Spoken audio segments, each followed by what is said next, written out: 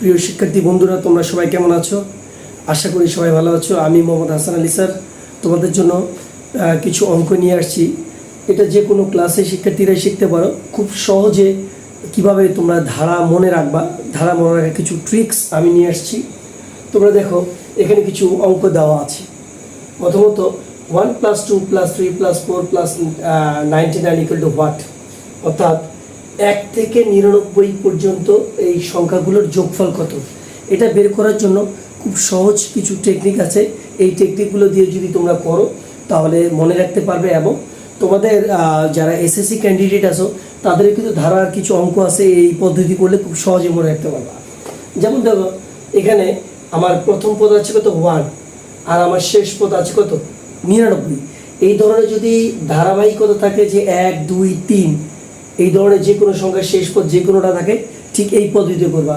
ধরো নিয়মটা হচ্ছে কি, আমার প্রথম পদ কত 1 আর শেষ পদ কত আমার 99।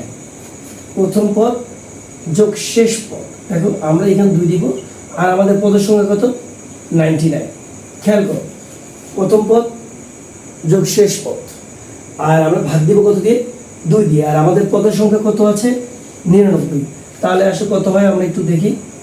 আমরা 100 × 99 / 2, এই যে আমরা পেয়ে গেলাম 0।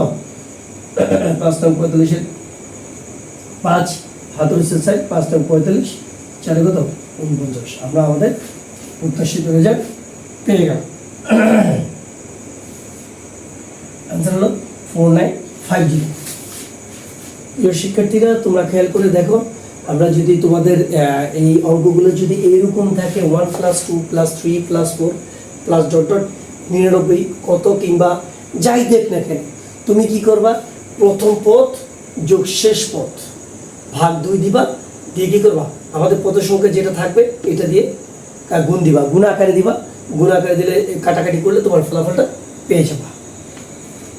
এ হচ্ছে একটা পদ্ধতি আমি করলাম। এবার একটু অন্যরকম